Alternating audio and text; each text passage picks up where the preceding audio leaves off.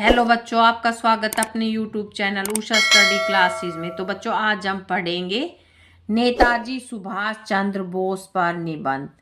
प्रस्तावना: तुम मुझे खून दो, मैं तुम्हें आज़ादी दूंगा का उद्घोष करने वाले नेताजी सुभाष चंद्र बोस भारतीय स्वतंत्रता संग्राम के एक ऐसे देदीप्यमान नक्षत्र थे जिनकी चमक आज भी हर भारतीय के दिल में देशभक्ति की लौ जलाए हुए है। वे न केवल एक महान क्रांतिकारी थे बल्कि एक कुशल रणनीतिकार, ओजस्वी वक्ता और अद्वितीय संगठनकर्ता भी थे। उनका मानना था कि आज़ादी भीख में नहीं मिलती, उसे छीनना पड़ता है। उसके साहसी नेतृत्व और दिल्ली चलो के आह्वान ने ब्रिटिश साम्राज्य की नींव हिला दी थी। जन्म और पारिवारिक पृष्ठभूमि: सुभाष चंद्र बोस का जन्म 23 जनवरी 1897 को उड़ीसा के कटक शहर में हुआ था। उनके पिता जानकीनाथ बोस एक प्रसिद्ध वकील थे और माता प्रभावती देवी एक धार्मिक एवं सुसंस्कृत महिला थी।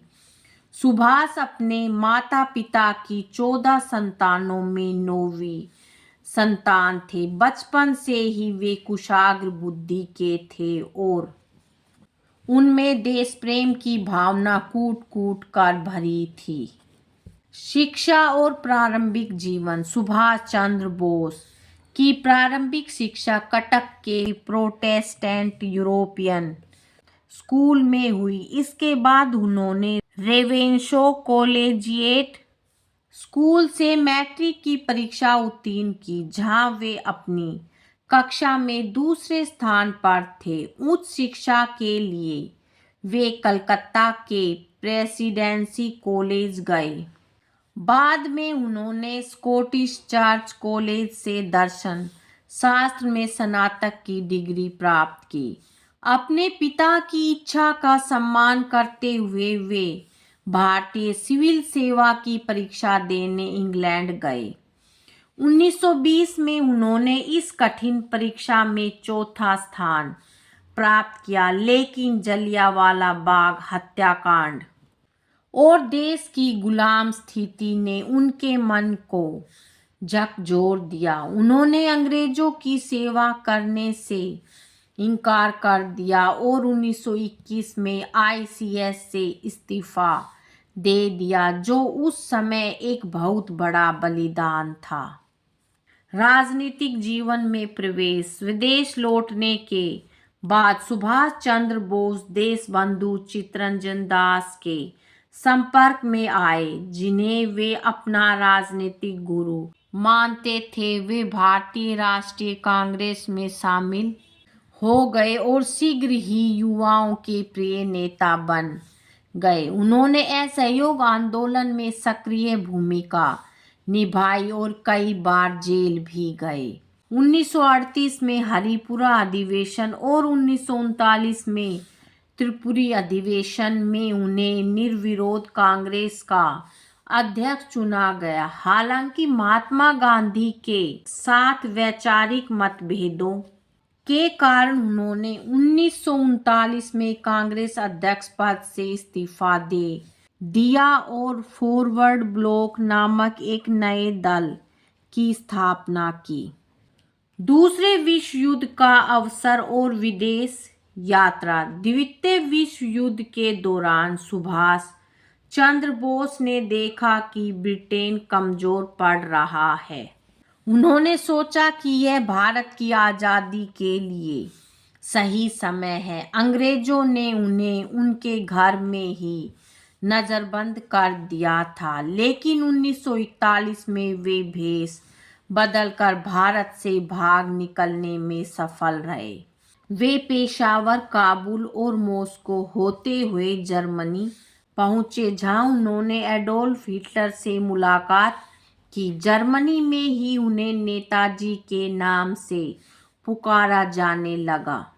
आज़ाद हिंद फौज का गठन: जर्मनी से वे एक खतरनाक पनडुब्बी यात्रा कर जापान पहुंचे। वहां उन्होंने रास बिहारी बोस की सहायता से आजाद हिंद फौज की कमान संभाली। उन्होंने आजाद हिंद सरकार का गठन किया जिसे कई देशों ने मान्यता दी। उन्होंने अपनी सेना को दिल्ली चलो और जय हिंद के नारे दिए। नेताजी ने महिलाओं के लिए रानी झांसी रेजिमेंट बनाई जिसका नेतृत्व कैप्टन लक्ष्मी सहगल ने किया। उन्होंने सिंगापुर के ऐतिहासिक पादांग मैदान से भारतीयों से आह्वान किया था, तुम मुझे खून दो मैं तुम्हें आज़ादी दूंगा। स्वतंत्रता संग्राम में योगदान। आज़ाद हिंद फौज ने बर्मा के रास्ते भारत की ओर कूच किया और कोहिमा व इम्फाल तक पहुंच गई। उन्होंने अंडमान और निकोबार द्वीपों को अंग्रेजों से मुक्त कराकर उन्हें शहीद और स्वराज द्वीप नाम दिया।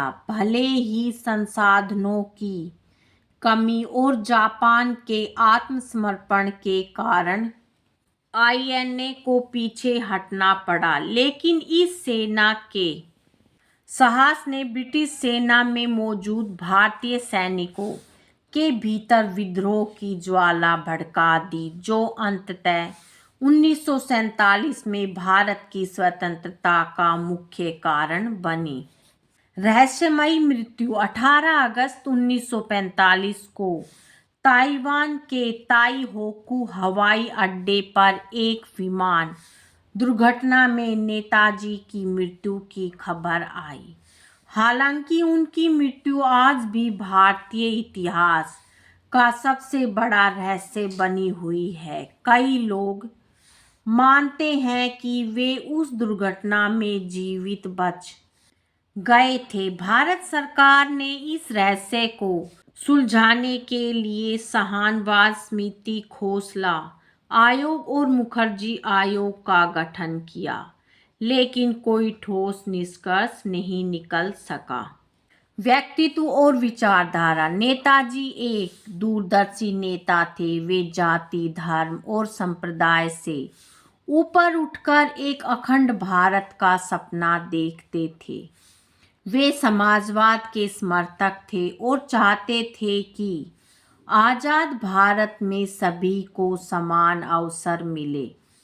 उनकी अनुशासित जीवन शैली और अडिग संकल्प आज के युवाओं के लिए प्रेरणा का स्रोत है। निष्कर्ष। सुभाष चंद्र बोस केवल एक व्यक्ति नहीं बल्कि एक विचार थे। उन्होंने भारत को केवल आज़ादी का रास्ता ही नहीं दिखाया, बल्कि भारतीयों के मन से अंग्रेजों का भय भी निकाल दिया। उनकी शहादत और संघर्ष ने भारत की आज़ादी की नींव को मजबूत किया। 2021 से भारत सरकार ने उनकी जयंती को पराक्रम दिवस के रूप में मनाने की घोषणा की है, जो उनके अदम्य साहस को सच्ची श्रद्धांजलि है। नेताजी आज हमारे बीच भौतिक रूप से नहीं है, लेकिन उनका नारा जय हिंद आज भी हर भारतीय की रगों में दौड़ता है। वे सदैव भारतीय इतिहास के आकाश में एक ध्रुव तारे की तरह चमकते रहेंगे। बच्चों, आज की वीडियो में इतना ही। मिलेंगे नेक्स्ट वीडियो में एक नए टॉपिक के साथ। बच्चों, वीडियो अगर अच्छी लगे तो वीडियो को लाइक करें, शेयर करें और चैनल पे नए हैं तो चैनल को सब्सक्राइब करें। Thank you.